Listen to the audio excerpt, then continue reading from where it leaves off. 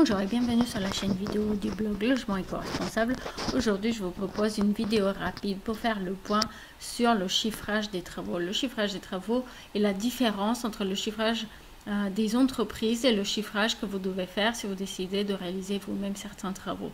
Donc, tout chiffrage de travaux commence par un relevé d'état des lieux. Donc, on va calculer les surfaces à rénover, les surfaces au sol, mais également les surfaces pour les parois verticales si elles sont à rénover, et on va donc prendre en considération la largeur, la profondeur, la hauteur de chaque élément, et puis on va soustraire par exemple pour les murs la surface des ouvertures, des portes, des fenêtres.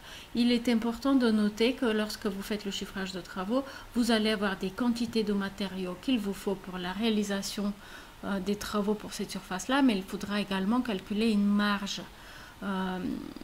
Et cette marge sera d'autant plus importante qu'il y a d'irrégularités. Par exemple, des niches, des angles qui ne sont pas droits, des ouvertures, portes et fenêtres, etc. Donc plus la surface est simple et rectiligne, moins il y aura besoin d'avoir des marges, plus il y aura des irrégularités, plus il faudra prévoir de marges importantes.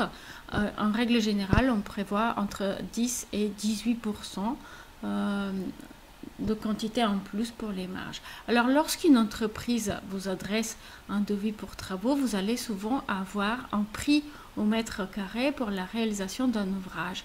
Par exemple, l'isolation des combles va coûter tant au mètre carré pour une performance, une résistance thermique de temps, et la réalisation du doublage va coûter tant au mètre carré également. Par contre, lorsque vous décidez de faire vos travaux vous-même, si vous voulez faire votre chiffrage, il va falloir prendre en compte la réalisation des travaux et toutes les étapes. Donc par exemple ici pour cette salle de bain, il faut prévoir sous les revêtements, l'étanchéité sous le carrelage, et si vous ne l'avez pas prévu, vous allez avoir un prix de travaux qui va dépasser votre chiffrage. Et revenons sur notre exemple d'isolation des combles, il va vous falloir prévoir donc le nombre du suspente à acheter, et il faut voir que ça s'achète souvent par boîte. Donc si vous n'avez qu'une toute petite surface à isoler, alors vous devez sans doute acheter une boîte entière, donc ça vous fait une marge assez importante. Pareil, lorsque vous calculez votre pare-vapeur qu'on pose en dessous de l'isolation thermique, et ben vous allez voir que le pare-vapeur s'achète par rouleau, et les rouleaux sont souvent de moins 30 à 40 mètres carrés. Donc si vous n'avez qu'une seule petite pièce à rénover, vous allez avoir une marge beaucoup trop importante.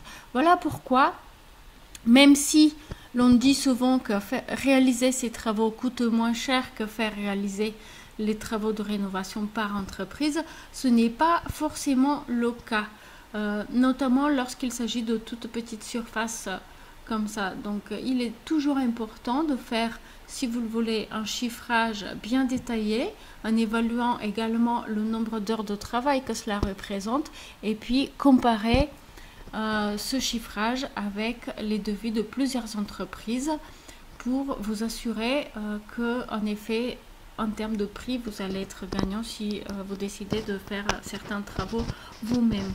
De plus, sachez que la réalisation des travaux de rénovation par une entreprise va vous apporter la garantie de la qualité et la garantie décennale également. Voilà, je vous remercie d'avoir vu cette vidéo, et je vous rappelle que vous pouvez utiliser les formulaires sur notre blog pour trouver des entreprises situées près de chez vous et comparer gratuitement et sans engagement jusqu'à 5 devis de rénovation. Merci et à très bientôt. Au revoir.